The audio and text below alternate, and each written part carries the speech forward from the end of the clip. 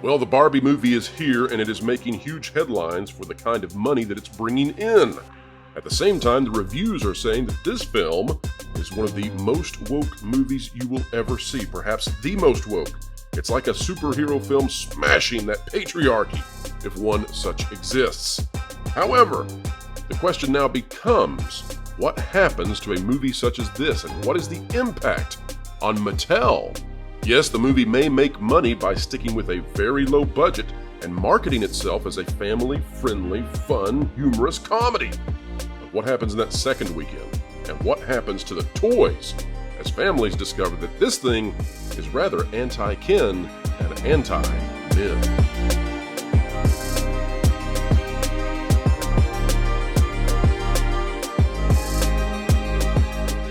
All right, folks, welcome back to another wonderful day here on the WDW Pro channel, where we endeavor to explain entertainment. And in doing so, we keep you ahead of the culture curve. Now, one thing you'll notice is that we have never come out on this channel and told you that the Barbie movie was going to fail. We've had some trepidations about what the messaging would be, but we continue to hold a very pristine track record in that we don't think Barbie will actually lose money. However, it may not be the spectacular surprise and win that many of these journalists and media pieces out there are pretending it will be. Why? Well, the reason is simple. It's that second and third weekend that we're going to watch. This is a movie that has been marketed in a certain way, and it's uncertain how it will perform once general audiences, not you, not me, not the person on the street, but the families, the little girls and the mommies. So we will see what this does. It is certainly a high-risk, high-reward kind of strategy. We've got some friends who went and saw the film over the weekend, many of them, and it's time now to dive into their thoughts about what might happen with the Barbie movie, and does this do damage to Mattel at large? Perhaps that first weekend has a heavier cost than many believe. So, Lorena Creole, you have seen the movie. Culture Casino, Yes. you have seen the movie. And I suppose it's time for us to delve into everything that once was fun and plastic and fantastic, shall we say. Lorena, did you come away with this with the type of motivation to face the world and crush the patriarchy underneath your heels? No, I more felt like hunting down a feminist and pretty much kidnapping him and saying, don't you ever, ever write another movie again. Oh my. Oh yes, I guess, my dear, I am fine. I'm fine. Let me preface this by saying I have grown up with Barbie dolls. I have loved Barbie dolls. Here. This is my computer engineering Barbie. I'm an engineer. Yes, I've had Barbies all my life. They were about I can do anything. Barbie was always a feminist icon. First wave feminism, in that I can do anything. Just give me the chance to do what I want to do. If I want to be a doctor, that's great. If I want to be a judge, that's great. If I want to be a cop, that's great. If I want to stay home and raise children, that's great too. Respect my choice.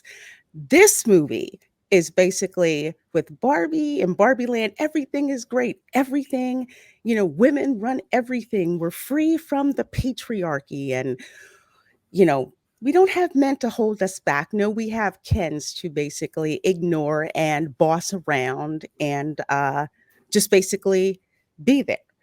I can't wait for So, women to rule the world. This makes me more and more excited about it. yeah, and when you screw up, you can blame the patriarchy, right?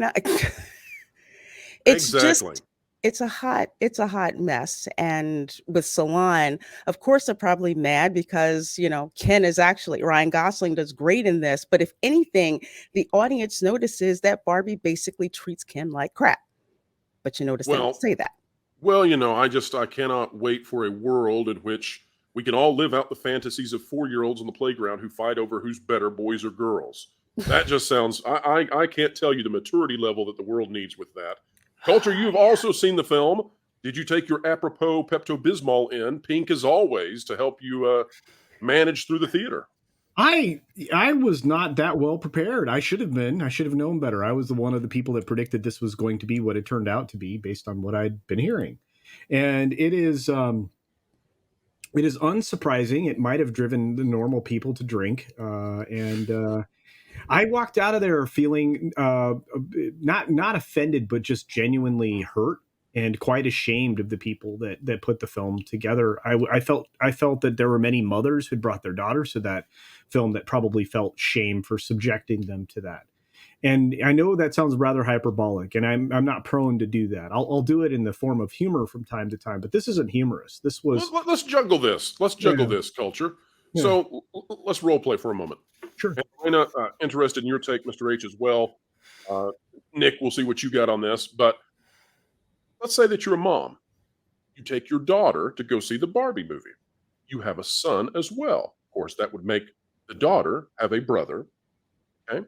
You go see the movie. This smashes the patriarchy and essentially says that men are kins and that kins should not have any kind of power in the world lest they turn it into the abomination that we currently all reside in. But I got a feeling that moms may feel a bit conflicted because last time I checked, moms tend to love their sons, despite the fact that they have clearly the incorrect anatomy. I mean, they are just horrible, horrible, people, but they still love their sons. And at some point, in order to have the son, minus test tubes perhaps, they actually loved a man, probably. I know, bizarre. But I'm thinking that this puts them in a sort of a conundrum, right? How do you go watch a film that is bashing men unapologetically when there may be at least one or two men that you've met, maybe even just anecdotally, who you thought were semi-okay? That's my little quip there. That's all I got. What do you guys think? I mean, how do we keep smashing men and nobody ever figures out, oh, I kind of like a few men, maybe just one or two of them. But what do you think? Well, I mean, I think if Birds of Prey was anything to go by, this won't do very well moving forwards. But I mean, it won't, will it? Let's be honest. It'll have a mega opening weekend. It'll have a huge opening weekend, no doubt. $100+ million, which domestically at the moment, that's quite good, to be fair. And then it will fall off a face of a cliff. I would assume, because the word of mouth will go around. Mattel were very, very smart with how they phrased this movie in any interviews, marketing. There was no tinge of feminist remotely being, uttered by them. And then they should have had a gag order for the director and the writer, the director and the lead star, because that's what they've been pushing. I just think it's unfortunate, like for a movie which unequivocally nailed the marketing, and it really did. That marketing got me excited.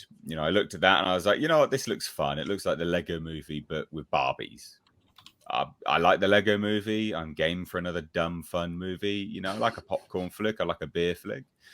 And then to learn that it's also low-hanging fruit. It's the easiest possible way they could have gone with this, in terms of who's the villain, what's the message, that sort of thing.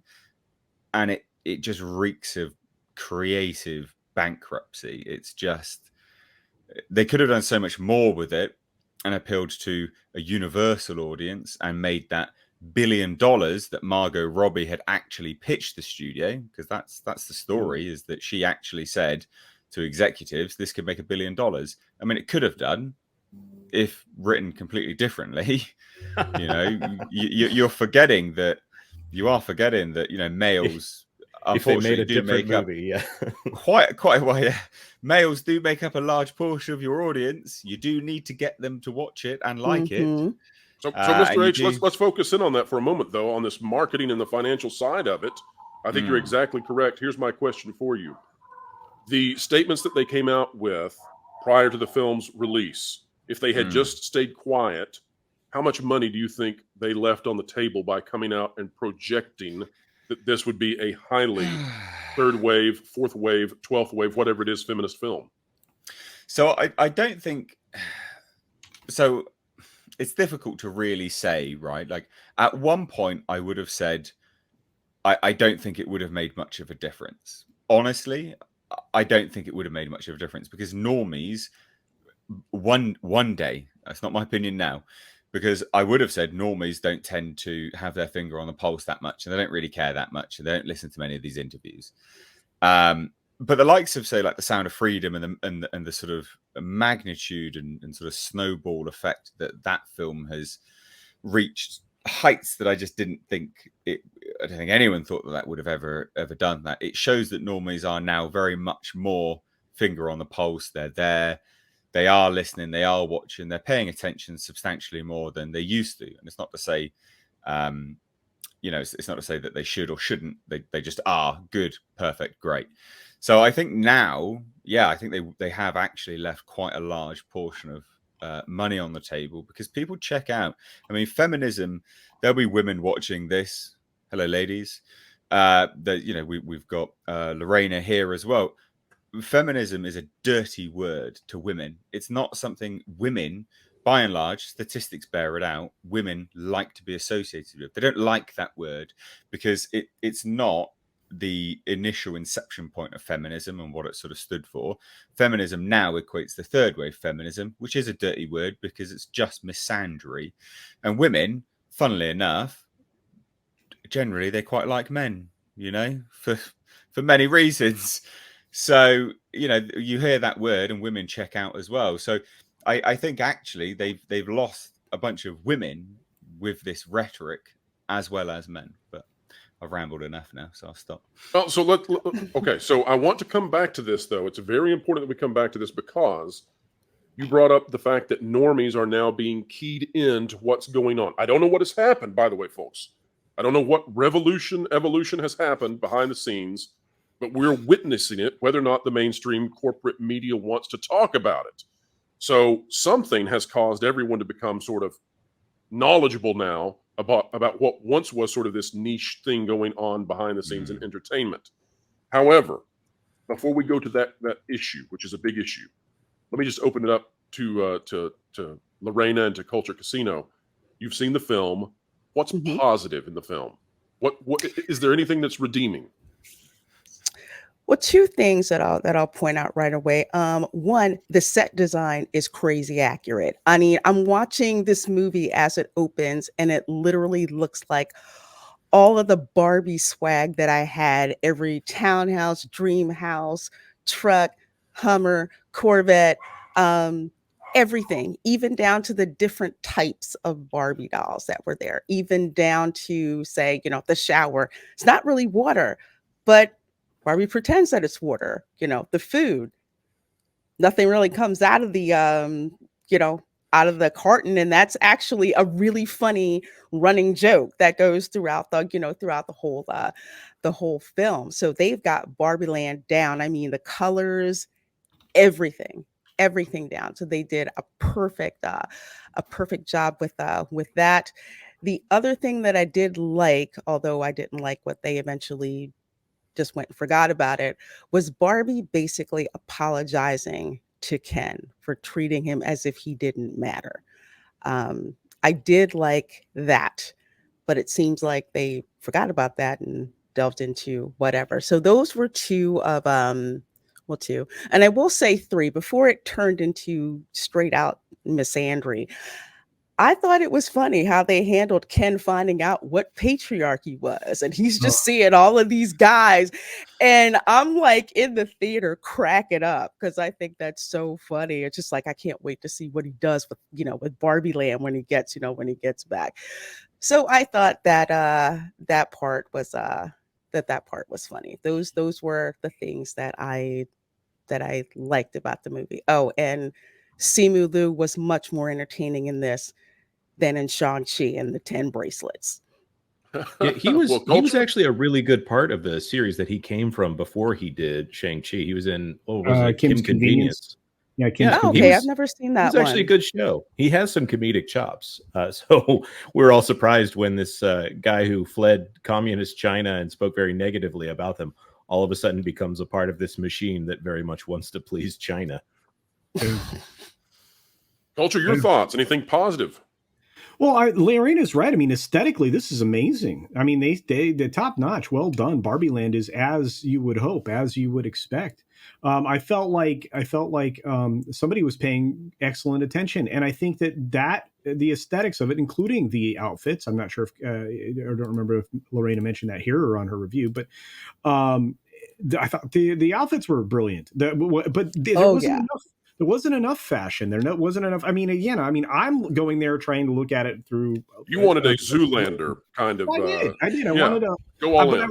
But I went all in on this with as open a mind as possible, knowing everything that I knew. As you know, that's difficult to do. But I was looking for fashion. I was looking for music. I was looking for, all of those things. And I got them. What I also got, the second thing that I'll compliment, and probably the only other thing outside of the wonderfully comfortable theater seat I was in, was the musical numbers. The musical numbers hit. Yes. Yeah. Yeah, they did. They were very good. I mean, and I was like, oh, well, that's great. Of course, some of the professional musical talent that they brought in was rather questionable. And I think, and I'm going to say something rather controversial, but I'll do it in the most PG friendly way. I believe that this was only maybe like one bad producer decision from actually promoting, like starting your own OnlyFans. That's how bad this film. Oh, wow.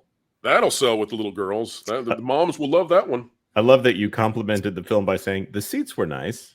I watched. Popcorn was great. The butter was very government cheesy. Well, let me throw this question to the entire panel. Everybody hop in on this. Yeah, because we're about to lose Lorena. Yes, but we do need to ask this question. It's a big one. I am hearing that executives at Mattel are quite worried, very nervous about how the reaction is going to be for this. Specifically, they have seen these other corporations go through major public relations situations which have resulted in their products cratering on the market. We're talking about Bud Light. I don't know if it's safe to say that name yet out here, but we'll say it. So do they have reason to fear what the reaction could be after this first weekend? Do they have reason to fear that there could be a backlash against their toys now? What do you all think?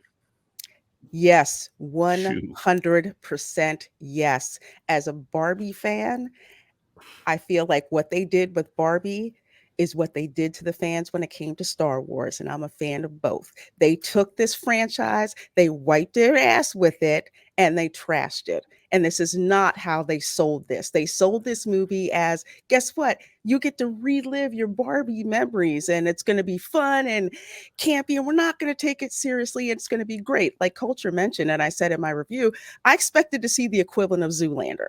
That's what I expected to see.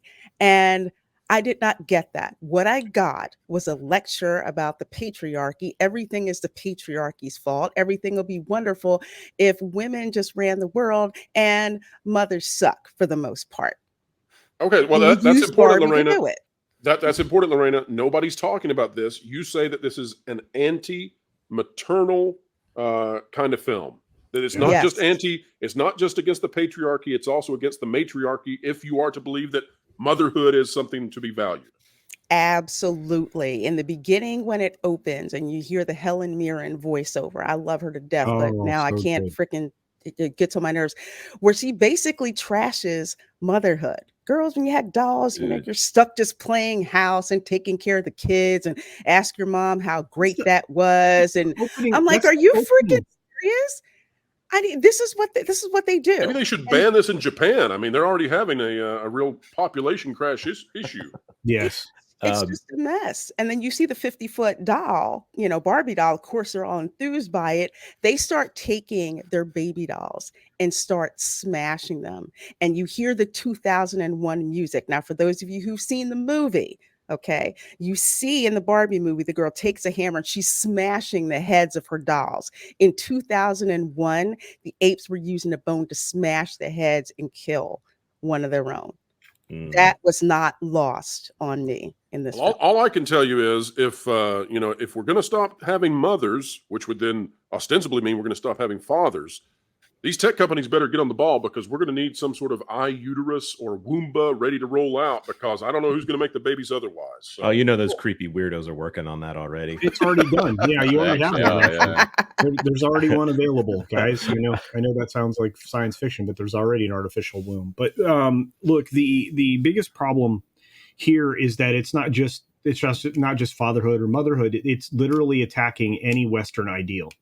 and they're trying to break up the family, the idea of family in its entirety. I mean, it is, and it's not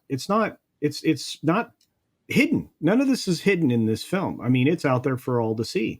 And the people that have been clapping back on my review, and I know Lorena's had the same kind because I've looked at her comments, are saying, well, it's all satirical. I'm like, no, it's not. No, it's not. This writer, and I've said this now on many shows, but this writer is not capable of that level of nuance. There's everything is as subtle as a sledgehammer. And it was very, very frustrating. Oh no. Valiant, you doing okay? No. How plastic do you feel? I told you, dude. Ladies and gentlemen, we have a case of strong, severe PTSD. Let's now go to our correspondent in the field, the very, very pink field. Valiant, what did you see? I just got home from the Barbie movie. Did you get How much anything Pepto-Bismol did you consume? Well, no, we've skipped Pepto-Bismol and just gone right to bourbon. Did you have to explain to your daughters that your son is not part of the evil patriarchy and you have not trained him to usurp them one day? The daughter that came with me today was the one that I had no compunctions about. I mean, I knew she still believes in the value of motherhood, is what you're saying. Yes. No, she just wanted to go see it because it's pink, it's Barbie, and she didn't care about all of the incredibly amazing neo-feminist Marxist screeds in this movie. Was it stunning and brave? I know it was stupid and lame. Cunning and lame. I have never in my life during a movie taken notes. Oh my. I have a freaking novel on my iPhone in notes for this movie. No. And obviously you can't do them here. I just wanted to pop in. Y'all were winding down. I'm going to be doing a very special members-only live show tonight, 8:30 Central. And I've opened it to all members, including the insurgent level, and I'm going to literally just read out the notes I have made. I will warn you that this is going to be no holds barred. I have a question. I am looking forward to it. No child should be taken to see this movie. No child. I have a question, Mr. Valiant. Mr. Valiant, I have a question. I'll leave it. Hang on, Steven. I'll leave it here. One of the last lines in the film is the president of the Barbies or whatever actually drops the MFer word. They just bleep it out. They bleep out the F part. But, she calls somebody a MFer in there. I'm like, what? What on earth? I mean, in a franchise marketed to children, right? I have no problem with the F-bomb. I mean, you've heard me say it a few times every now and again on YouTube, but I'm watching this, and I mean, after all that I was subjected to, every possible stereotype you can imagine in terms of that political movement, there was no subtlety with it. It was literally just scripted verbatim, in your face, down your throat in this movie. This film is hot trash. I tweeted 30 minutes into the movie that this will make you want to resurrect Joe McCarthy from the grave and have him start the congressional hearings again. Oh, my. It's that bad. And, folks, that is a wrap on another conversation, a meaningful conversation at that, here on the WDW Pro channel. However, though the conversation here has come to a conclusion, the beginning of the commentary starts now. Drop a comment down below. Let us know what you think about the Barbie movie. Will it succeed? Will it fail at the box office after this first weekend as general audiences realize what this movie is all about? And hint, it's not about fun little dollies and a little bit of humor sprinkled in. All right, folks, if you like content like this, consider clicking the like button, share, subscribe, and when you click it, you do stick it to the algorithms. It is the notification bell. And wherever you are and whatever you're doing, keep learning, keep growing, and keep having fun.